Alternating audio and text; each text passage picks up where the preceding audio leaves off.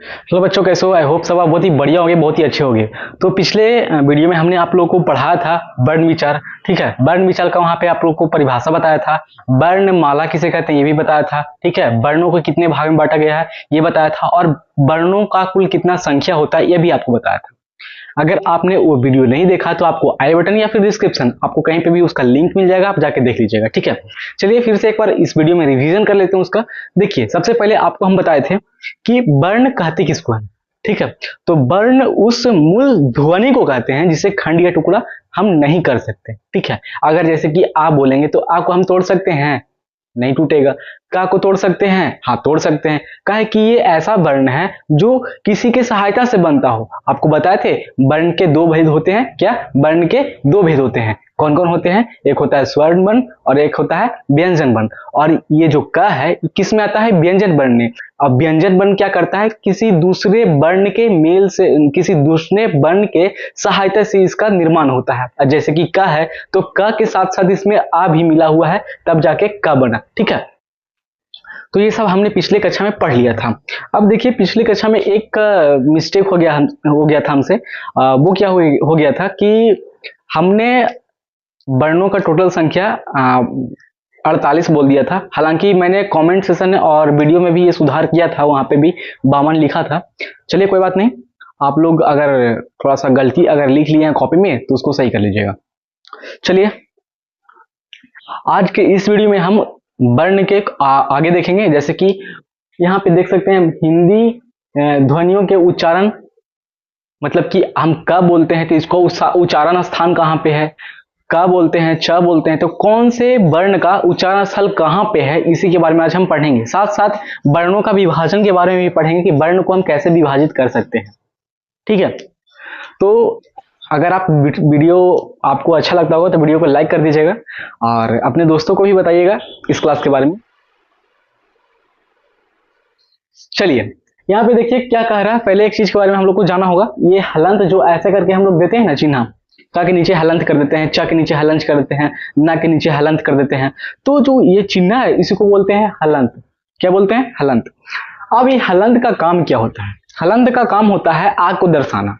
ठीक है, जैसे कि का या फिर च या फिर न, तो सब में क्या आ रहा है? लास्ट में आ रहा है कि नहीं आ रहा है?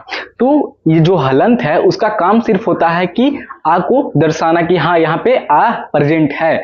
अब जैसे कि देखिए क्या कह रहा है कि हलंत चिन्ह, हलंत का मान आ के लिए, हलंत का मान आ के दिखाने के लिए किया जाता है। ठीक है, हलंत को आ को दिखाने के लिए किया जाता है। यदि नीचे हलंत लगा देते हैं तो वह स्वर रहित व्यंजन बन जाता है। अब अगर हम का के नीचे हलंत लिख दिए तो वो क्या रह गया? क्या हो गया? स्वर रहित व्यंजन, मतलब कि इसमें स्वर भी है। ठीक है, चलिए, अब वर्णों का कुल वर्णों की संख्या कितनी होती है? 52 होती है। ठीक है, याद रखिएगा। चलिए आगे है ध्वनियों का उच्चारण स्थान। अब कौन सा ध्वनि, मतलब कि उसको हम कहां से उच्चारण करते हैं, जैसे कि कौन सा वर्ण है और उसका उच्चारण स्थान कहां है। जैसे कि देखिए, हम लोग आ ये सब पढ़े होंगे, आ ई क ख ग, ये सब तो बचपन में सबको पढ़ा है। ठीक है, तो यहाँ पे देखिए क्या है लिखा हुआ है, आ का ख ग घ अंग, इसके साथ साथ विसर्ग। ये जो भी वर्ण है इसका उच्चारण स्थान कहाँ है? कंठ है। कहाँ? कंठ। इसलिए इसको बोलते हैं कंठ्य वर्ण। क्या बोलते हैं इसको? कंठ्य वर्ण। ठीक है, किसको किसको? आकु, आकु, का, ख, ग, घ, अंग, इसके साथ साथ विसर्ग। ये सब क्या कहलाता है? ये इसका उच्चारण स्थान कहाँ है? कंठ है। कहाँ है? कंठ है। और इसको क्या नाम है? इसको नाम है कंठ्य वर्ण। क्या नाम है? कंठ्य वर्ण। चलिए आगे देखिए, आगे हम लोग जानते हैं हर्षई और दीर्घई। हर्षई आप लोग जानते होंगे ना, हर्षई और दीर्घई। तो हर्षई और दीर्घई, इसके साथ साथ च वर्ग में च, छ, ज, झ, इया। ठीक है, च, छ, ज, झ, इया और य और तालव्य सा। क्या? तालव्य सा। बचपन में हम लोग पढ़े होंगे तलव्य सा, मूर्धन्य सा, दंडी सा। आखिर नम्मा सा तो है तीनों, लेकिन नम्मा का है चेंज कर दिए इसका, तो आपको पता चला कि नम्मा चेंज का है। ये जो तलबिसा है ना, या और तलबिसा, तो तलबिसा इसलिए उसको तलबिसा बोलते हैं क्योंकि उसका जो उच्चारण स्थान है वो तालु है। क्या है? तालु है, तो इसलिए इसको तलबिसा तालु में रखा गया है। तो हर्षई दीर्घई च छ ज झ य, और इसके साथ साथ या और तलबिसा का उच्चारण स्थान कहाँ है? तालु है। कहाँ है?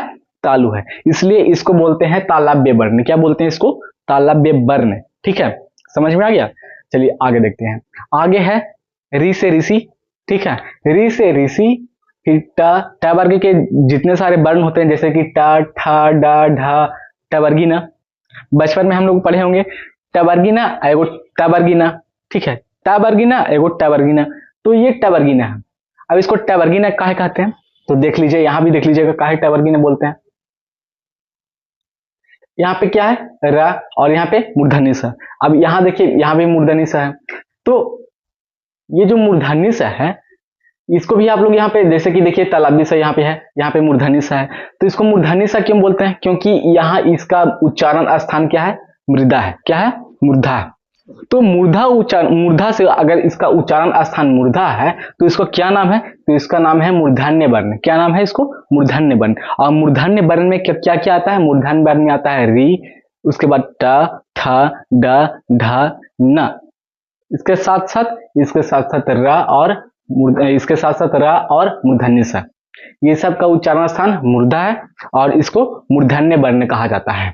चलिए आगे देखते हैं। आगे देखिए दंत। दंत में, दंत का उच्चारण स्थान में कौन कौन से वर्ण है? तो देखिए कौन कौन से वर्ण है? त थ द ध न, इसके साथ साथ ला और दंटिसा। अब दंटिसा काहे कहते हैं? काहे कि दंत, इसका उच्चारण स्थान कहाँ है? दंत है, इसलिए इसको दंटिसा बोलते हैं। ठीक है, तो त थ द ध न और ल, और इसके साथ साथ स, इन सभी वर्णों का उच्चारण स्थान कहाँ पे है? तो दंत है।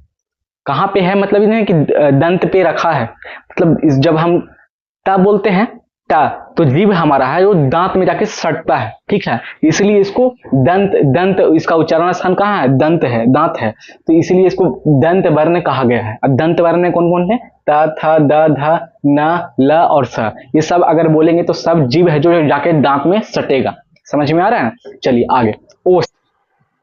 अब ओष्ठ में, ओष्ठ स्थान में कौन कौन से वर्ण आते हैं? यहाँ पे आता है हर्षऊ, दीर्घऊ, प फ व भ म। ठीक है, अब ओष्ठ, इन सभी वर्णों का उच्चारण स्थान कहाँ है? ओष्ठ है। अब ओष्ठ से हम लोग को एक चीज पता चल रहा होगा कि जो भी हम बोल रहे हैं तो मतलब होठ से ही बोलेंगे। क्या बोलेंगे? होठ से ही। अब जैसे कि ऊ, तो ऊ में क्या हो रहा है? मेरा ओठ है जो क्या हो रहा है? राउंड हो रहा है, गोल हो रहा है। ऊ बोलेंगे तो गोल होगा। प बोलेंगे तो क्या होगा? सटेगा। फ बोलेंगे तो फिर क्या होगा? सटेगा। ब भ म, ये सब में हम किससे बोलते हैं? किससे? ये सभी वर्णों को हम ओष्ठ से ही बोलते हैं, इसलिए इसको रखा गया है ओष्ठ वर्ण में। किसमें? ओष्ठ वर्ण में। ठीक है, चलिए आगे है कंठ तथा तालु।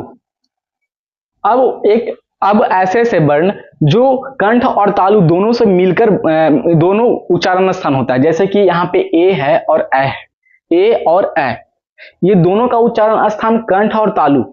ठीक है, कंठ और तालु, इसलिए इसको कंठ तालव्य वर्ण बोलते हैं। क्या बोलते हैं? कंठ तालव्य वर्ण। समझ में आ रहा है? जैसे कि ए बोलते हैं, ए, तो कंठ के साथ साथ जीभ हमारा जो है कि तालु में भी सटता है। ठीक है, कंठ से हम ए बोलते तो हैं, इसके साथ साथ जीभ जो हमारा है वो ऊपर जाके तलवा में सटता है, इसीलिए इसको कहा जाता है कंठ तालु। इसका उच्चारण स्थान है कंठ तालु, इसके साथ साथ इसका बोलते हैं कंठ तालव्य वर्ण। ठीक है, चलिए आगे। आगे है 7 नंबर में कंठ ओष्ठ। मतलब कि कंठ ओष्ठ कहने से ही पता चल रहा है कि इसको हम, इसका उच्चारण स्थान होगा, जो वर्ण होगा कंठ ओष्ठ में, इसका उसका उच्चारण स्थान कहाँ होगा? कंठ होगा और ओष्ठ होगा। अब जैसे कि ओ बोल रहे हैं तो हमारा जो ओष्ठ है, हमारा जो होठ है वो गोल हो रहा है, और ओ है जो उसका आवाज कंठ से आ रहा है। ठीक है, कंठ से आ रहा है, इसलिए ओ और औ ये दोनों का उच्चारण स्थान कंठ ओष्ठ है, और इसे कंठोष्ठ वर्ण भी कहते हैं। ठीक है, क्या कहते हैं? कंठोष्ठ वर्ण कहते हैं। चलिए आगे है दंत और ओष्ठ। दंत और ओष्ठ, जैसे कि बोलेंगे ब के साथ जो हमारा ओष्ठ है वो जाके दांत के अंदर चला जाता है। ठीक है, ब बोलते हैं तो सटता है, तो इसलिए दंत ओष्ठ इसका उच्चारण स्थान कहाँ है? दंत ओष्ठ। और इसको क्या नाम है? दंतोष्ठ वर्ण। क्या? दंतोष्ठ वर्ण। और इसका उच्चारण स्थान दंत और ओष्ठ है। किसका? ब। चलिए आगे है नासिक। नासिका। नासिका उच्चारण स्थान कौन कौन से वर्ण का है? यहां देखिए अंग, ञ, न, न, म और इसके साथ साथ अनुस्वार जो बिंदु देते हैं वो। तो इन सभी का उच्चारण स्थान नासिका। कहां? नासिका। अब इसको, इसका क्या नाम है? नासिक के वर्ण। क्या नाम है इसका? नासिक के वर्ण।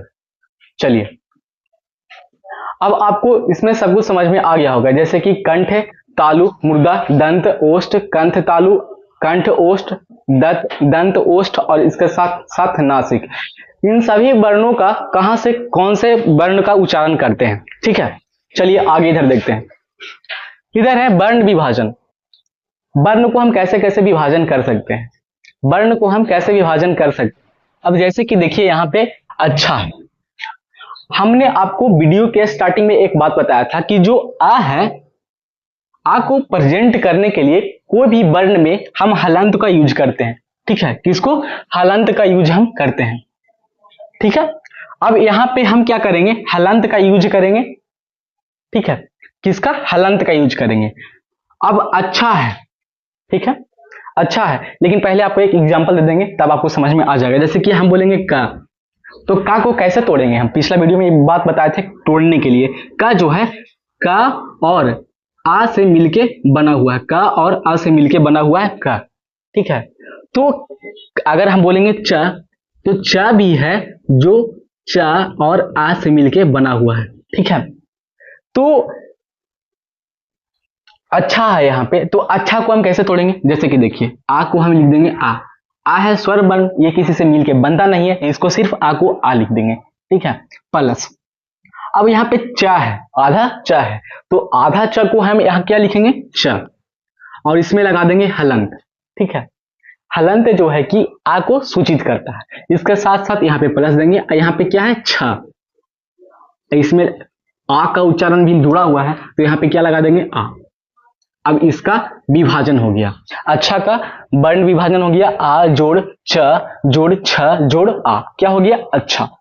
अब जैसे कि यहां देखिए आदत है, तो आदत जो आ जो है, आ तो खुद स्वर वर्ण है, ये किसी से बनता नहीं है मिलके, तो इसको सिर्फ यहां लिख देंगे आ,